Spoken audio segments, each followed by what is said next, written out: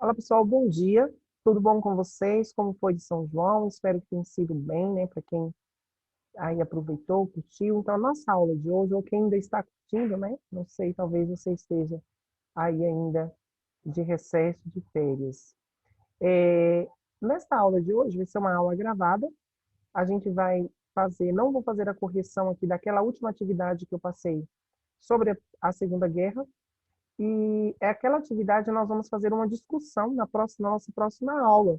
Lembrando que cada um ficou, né, aí de responder uma questão que vai trazer para nós na discussão geral e depois todos deverão responder com base no que cada um respondeu. Faremos isso na nossa próxima semana. Na aula de hoje, a gente vai fazer uma discussão a partir das atividades. Então, realizaremos todas as atividades da unidade 1 do nosso módulo. E aí a gente viu, né, vocês viram no vídeo da aula passada e também com as atividades que vocês estão realizando, um pouco sobre a Segunda Guerra. A Segunda Guerra, ela, né, aconteceu a primeira, né, lógico, é claro, após a Primeira Guerra, e aí ela eclode, né, ela vem justamente ali depois da Alemanha ter rompido com o Tratado de Versalhes, que foi imposto a ela no final da Primeira Guerra. Na Primeira Guerra, a gente tem ali, como vocês estudaram, a questão da Belle Époque, a Europa estava num período muito bom, um período de ascensão, um período de paz, um período de tranquilidade. Então, isso levou aos europeus a acreditarem que a guerra não demoraria muito e todos eles, né, envolvidos, todos aqueles que estivessem ali envolvidos, independentemente do lado que estivesse, eles sairiam vitoriosos. Né? E foi o que a gente viu que não aconteceu. Então, já na Segunda Guerra, a gente já tem aí um povo mais temeroso. Diante do que aconteceu na Primeira Guerra, nós vamos ter uma população temerosa, preocupada, com medo, com o que poderia acontecer na Segunda Guerra. E aí, muitos até falam, afirmam, alguns historiadores, que as pessoas elas acreditavam que era o fim da humanidade. Então, que a Segunda Guerra poderia colocar ponto final na humanidade. Para o historiador Hobsbawm, ele diz o seguinte, acho que é Hobsbawm mesmo que fala, o pior aspecto dessa guerra foi o fato de a humanidade ter se acostumado a viver no mundo em que a matança, a tortura e o exílio em massa se tornaram a situação do dia a dia. Então, destruir o outro, destruir a humanidade, era algo rotineiro, era algo comum naqueles dias. Então, Hobsbawm vai dizer, né, que é a pior fase da humanidade. A humanidade se destrói, vamos dizer assim, destruir o outro facilmente. E aí vocês podem ter percebido isso ao longo dos estudos que vocês fizeram, né, em que tantas guerras, também questões nucleares, e tantas outras coisas que é como se o homem, o ser humano, fosse um ser descartável. Estou meio constipado hoje, normal, mas aí vocês vão seguir. Então, peguem o módulo de vocês, nós vamos realizar todas as nossas atividades que tem no módulo. A primeira atividade é o jogo rápido, que está aí na página 405.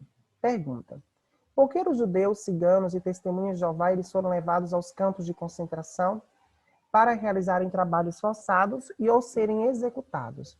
Pois a política nazista amparava-se no arianismo, teoria que defendia que a raça alemã era mais pura, portanto, somente ela devia existir. Então, a gente vê que nos campos de concentração, né, onde as pessoas elas eram levadas para esses campos para serem executadas ou para fazerem trabalhos, né, executarem trabalhos forçados, e aqui as testemunhas de Jeová, judeus, ciganos, eles eram levados. Não somente essas pessoas, mas a gente viu também que homossexuais eram levados, mulheres, crianças foram levados para esses campos de concentração.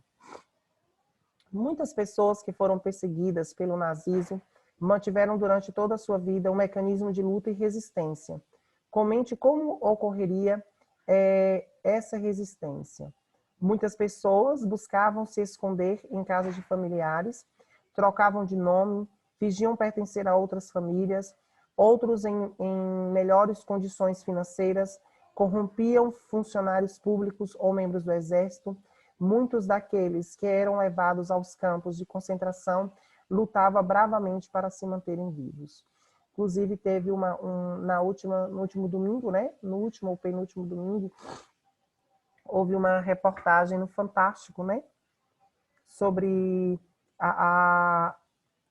dois irmãos, né? Que sobreviveram aí a Chernobyl.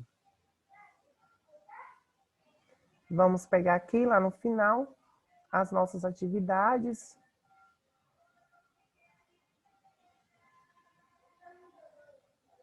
Deixa eu pegar aqui.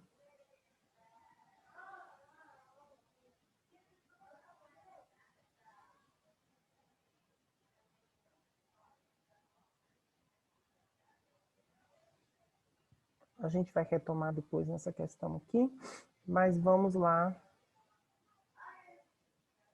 aqui, nessa atividade. Então, como eu disse, a gente viu, né, a guerra, a Segunda Guerra, começa ali, né, a partir da Alemanha romper com esse tratado de Versalhes, e aí ela quer estabelecer alguns territórios. Então, a Alemanha, por conta desse tratado, ela não podia estender mais as questões militares, né, seus avanços militares, suas questões de armamento, produção de armamento, tanques de guerra, essa coisa toda. Então, e ela era, né, uma grande potência nesse sentido. Então, aí ela se viu limitada a isso. Então, a Alemanha ela vai romper com o Tratado de Versalhes e vai estabelecer alguns territórios como seus, vai se fixar em alguns territórios, que é o que nós vamos ver aqui. Então, aqui a gente vê neste mapa, né, a Tecoslováquia, aqui toda essa região pintada de vermelho, na linha vermelha. Então, na linha marrom, a gente tem as regiões de maioria alemã, os Sudetos, Morávia, as regiões eslávias no rosa mais claro, Praga, Boêmia, Protestado de Alemão, Morávia. E aqui, nos pontos brancos, a gente vai ter a anexão polonesa, que está aqui em Tekszyn, 1939. Quais os motivos alegados pelos alemães para a invasão na Tecoslováquia? Nome complicador. A Alemanha sentiu-se prejudicada em relação aos territórios perdidos com o Tratado de Versalhes ao final da Primeira Guerra Mundial. Assim anexou a Áustria em 1938 e logo em seguida reivindicou os Sudetos, região da antiga Tchecoslováquia, que era habitada por alemães. Então, alemães. Então, aqui, né? Proterato do alemão, tá vendo? Na Boêmia. Então, eles vão reivindicar, então, ocupando aqui os Sudetos, né? A partir desta reivindicação aqui. Quais eram os interesses econômicos em anexar os territórios da Tchecoslováquia? A região era rica em minérios. E o que a Alemanha produzia? Né? Seus fortes armamentos. Que contexto histórico permitiu à Alemanha anexar esse território? Após 1938, a Alemanha deixou de cumprir as determinações do Tratado de Versalhes, fortalecendo o exército e investindo na fabricação de armas, tornando-se uma grande potência militar. Após a Conferência de Munique, 1938, as outras potências europeias deram o aval necessário para que Hitler continuasse sua expansão territorial sobre os países vizinhos. Com base na charge, responda qual é a política satirizada. Qual política é satirizada? Explique seu contexto histórico. Deixo dois bons camaradas, né? E aí nós temos Stalin e temos Hitler. Deixa eu pegar aqui porque eu não estou enxergando aí, não.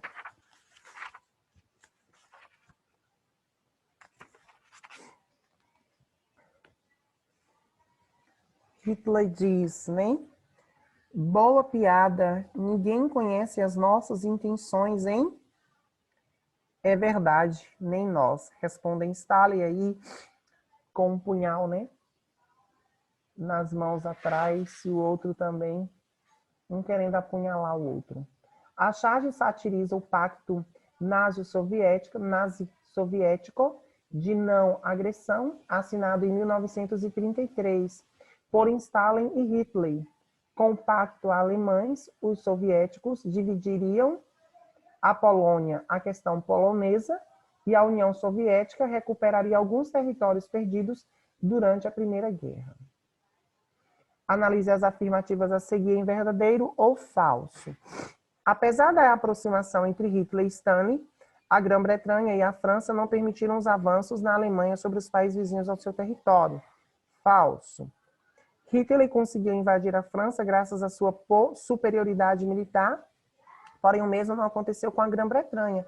Correto, né? Então a gente viu a Alemanha, ela era uma grande potência nas questões aí militares.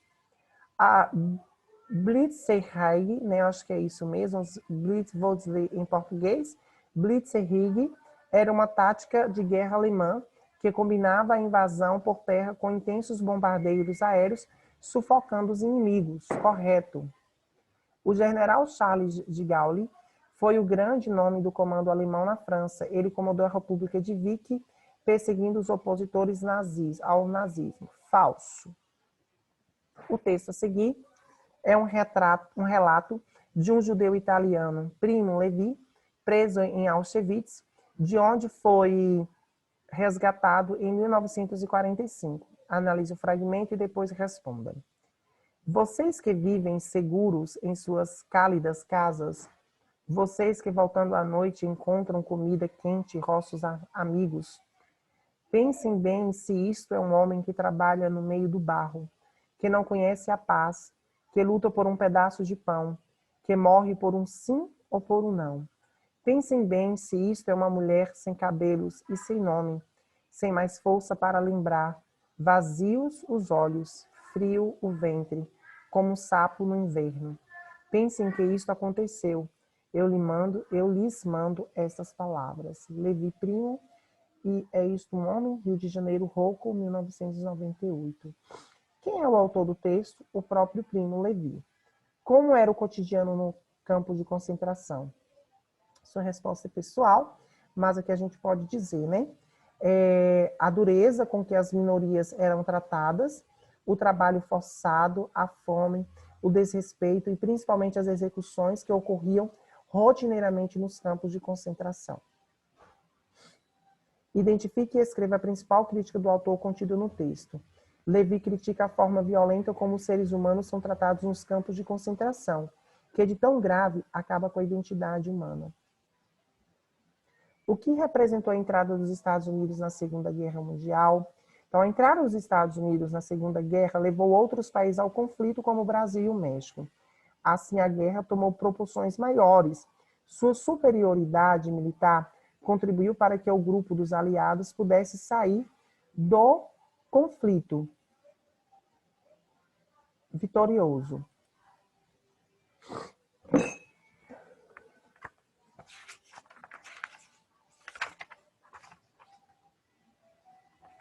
A aula tá pesada, é? Uhum. Tava comendo o quê?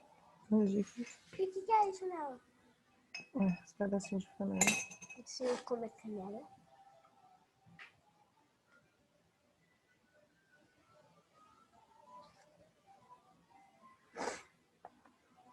Espera, filha.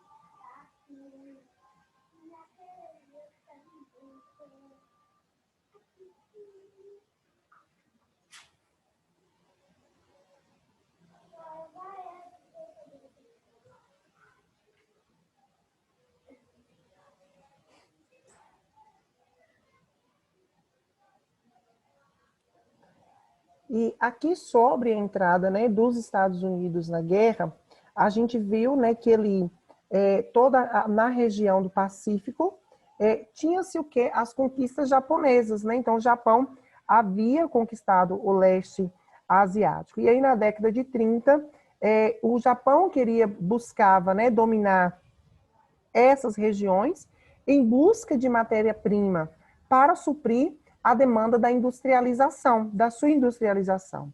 Então, aí, ele já dominava Xangai, Nanquim, Pequim, na China, e a região da Manchúria e da Indochina, né, que era uma área de grande interesse dos Estados Unidos. E aí, o expansionismo japonês, é importante a gente destacar aqui, como um todo ameaçava o quê? Os interesses estadunidenses na região do Pacífico. E aí, em resposta ao expansionismo japonês, os Estados Unidos eles congelaram todos os bens dos japoneses e seus descendentes que residiam em seu território, além de cortar o fornecimento do petróleo para o Japão. Então, aí diz, né, um dia após o ataque do japonês, o Congresso estadunidense aprovou a declaração de guerra contra o Japão. A entrada dos Estados Unidos levou, né, influenciou outros países a declararem uma posição, entre eles o Brasil e o México. Ambos, além de declararem apoio aos países aliados, decidiram entrar na guerra a fim de fortalecer o bloco por meio da oferta de soldados e armas para a guerra. Na Europa, Bulgária, Romênia e Hungria, aliados aos países do eixo, declararam guerra aos Estados Unidos. Então, observe que há um todo aqui, né, envolvido na guerra, e a gente vai ver depois as consequências para todos estes países e para o Brasil, aí com a crise posterior. Então, observe a imagem abaixo e comente o significado. Brasil, então uma cobra fumando, né? A imagem representa a FEB, que ao entrar na Segunda Guerra Mundial, em 1944, usou o lema "A cobra está fumando", como uma resposta à imprensa da época, que afirmava ser mais fácil uma cobra fumar do que o Brasil entrar na guerra. Então, a imprensa ela não acreditava que o Brasil entrava na guerra. E aí, né, a Federação Brasileira, quando entra na guerra, usa esse slogan, né, Brasil, com uma cobra fumando, né? Então, a cobra está fumando, né? O Brasil entrou na guerra. Analise as afirmativas a seguir e determine se elas dizem respeito à Alemanha, ao Japão ou à Itália. Considerado o maior responsável pela Primeira Guerra, esse país foi obrigado a se sujeitar aos termos do Tratado de Versalhes, a Alemanha. Sua maior ambição era construir um grande império no Extremo Oriente, o Japão. Inicialmente, seu objetivo era conquistar territórios no norte da África, a Itália. Seu principal problema era a falta de recursos naturais, daí a necessidade de expansão territorial, Japão. Buscou se aproximar da União Soviética para garantir a não intromissão desse país em seu processo de expansão, a Alemanha. Analise a charge a seguir, depois responda. Nós temos aqui Hitler. Deixa eu ver o que ele diz aí no livro, não dá para eu enxergar aí.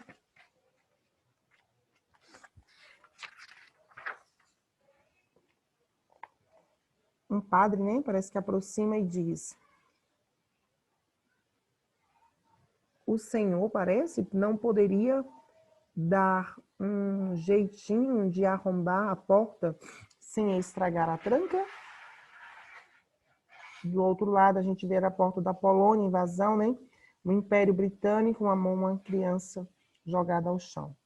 Qual é o contexto histórico da charge? Então, a charge refere-se ao fato de a Inglaterra não ter uma atuação mais efetiva no início da guerra, quando o projeto de expansão alemã estava no início. Ao invadir a Polônia, os franceses e ingleses declaram guerra à Alemanha, porque os dois países demoraram tanto para agir.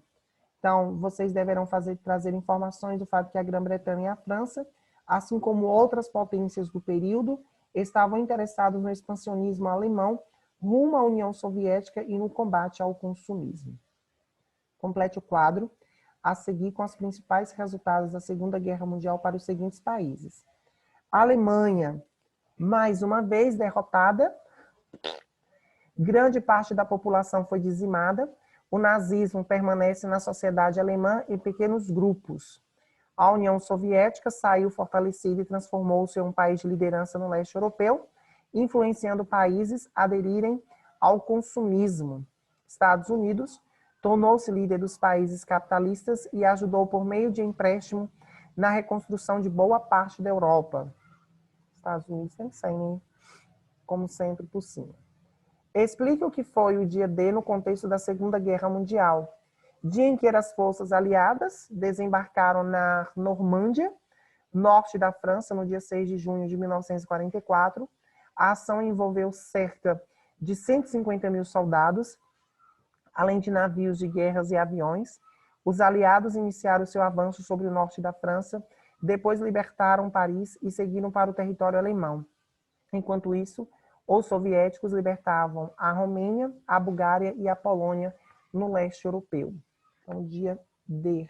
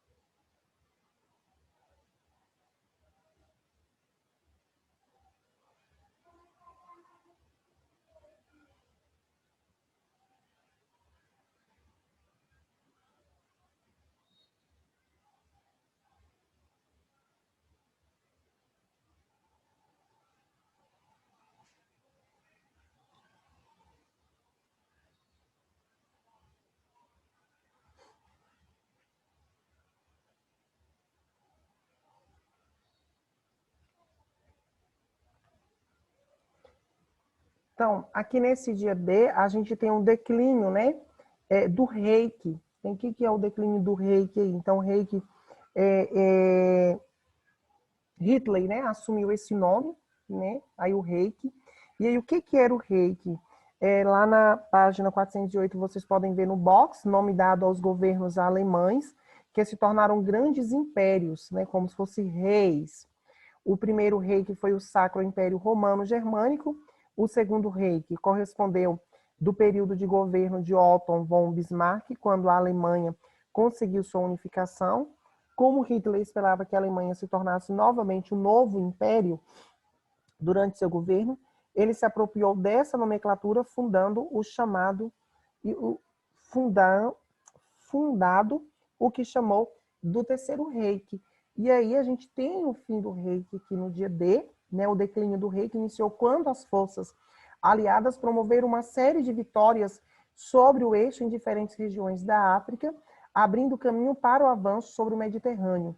Em julho de 1943, as forças aliadas ocuparam a Sicília e desembarcaram na Península Itálica, derrubando o governo de Mussolini na frente oriental depois da vitória em Stalingrado. Os soviéticos esmagaram os alemães na Batalha de Kursk, né? E aí a operação decisiva na frente ocidental ficou conhecida como Dia D, que foi aí essa invasão através, né, a partir da Normândia, no norte da França, no dia 6 de junho de 1944. Durante o governo de Getúlio Vargas, houve uma migração de pessoas da região Nordeste para a região Norte do Brasil. Relacione esse fato à mensagem do cartaz indicado ao lado. Mais borracha para a vitória.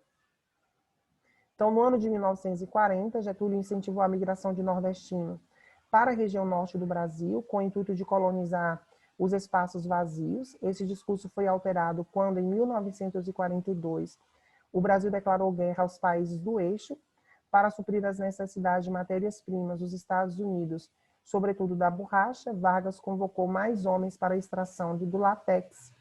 Esses homens ficaram conhecidos como soldados da borracha. Max Desafio. O período que vai de 1914 a 1945 marca o início da Primeira Guerra Mundial e o fim da Segunda. Alguns historiadores, como Eric Hobsbawm, ressaltam elementos comuns deste período denominado a Era da Catástrofe. Com relação a este período, assinale a alternativa correta. Resposta C. Disputas nacionalistas e manifestações...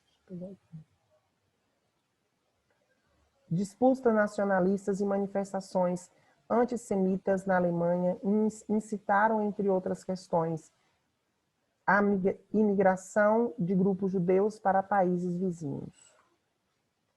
A Segunda Guerra Mundial eclodiu quando, no final da década de 1930, Hitler iniciou seu programa de expansão do nazismo pela Europa. Esse conflito durou até o ano de 1945, quando os chamados aliados Estados Unidos, União Soviética, França e Inglaterra derrotaram a Alemanha. Assinale a alternativa correta sobre este conflito.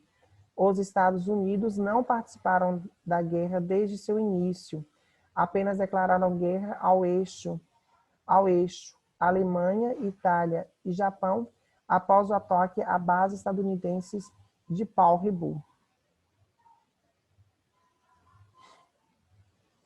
A primeira bomba japonesa cai às 7h55. A força-tarefa estava estacionada a 370 quilômetros das ilhas Havaí. 190 aviões haviam partido para a primeira onda de ataques. A segunda foi levada a cabo com outros 170 aviões. Os danos norte-americanos foram pesados, mas nem todos irreparáveis para a Marinha. Foram definitivamente afundados 3 couraçados. Mais perdas sofreram a Força Aérea da Marinha e do Exército. Morreram 2.430 norte-americanos. Em vez de Ventúlio, a Segunda Guerra Mundial, São Paulo moderna. O texto descreve o acontecimento que pode ser associado ao ataque japonês em 1441 em Pearl Harbor, a maior base naval norte-americana no Pacífico Sul, precipitando a estrada dos Estados Unidos à Segunda Guerra Mundial. De acordo com o que como foi estudado nesta unidade, preencha o esquema abaixo. Segunda Guerra Mundial, de 1939 a 1945. Então, a eclosão da guerra, né, o seu expansionismo, né, quando ela se expande por vários territórios. Então, aí a gente tem a Alemanha, né, lá rompendo com o Tratado de Tordesilhas, né? Deixa eu pegar aqui para mim recordar aqui. Com o Tratado de Versalhes, desculpa. Com o Tratado de Versalhes, ela começa invadindo, né, território da Tchecoslováquia. Depois a gente tem a França, a Polônia, a União Soviética. O Japão, né, com sua expansão pela Manchúria, depois pela China. E a Itália, invadindo territórios do norte da África.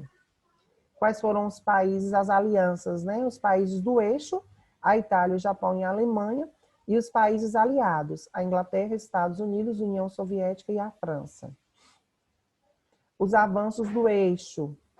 Então, a invasão da França. Norte, domínio alemão. O sul, a República de Vichy. A batalha na guerra, contenção com o Royal Air Forces. A invasão da União Soviética, o rompimento do Pacto Nazi-Soviético de não agressão, né, lá entre Stalin e Hitler. Ataque de Pearl Harbor, entrada dos Estados Unidos na guerra. O dia D, aliados libertam a França e cercam Hitler. A Itália, a atuação da FEB.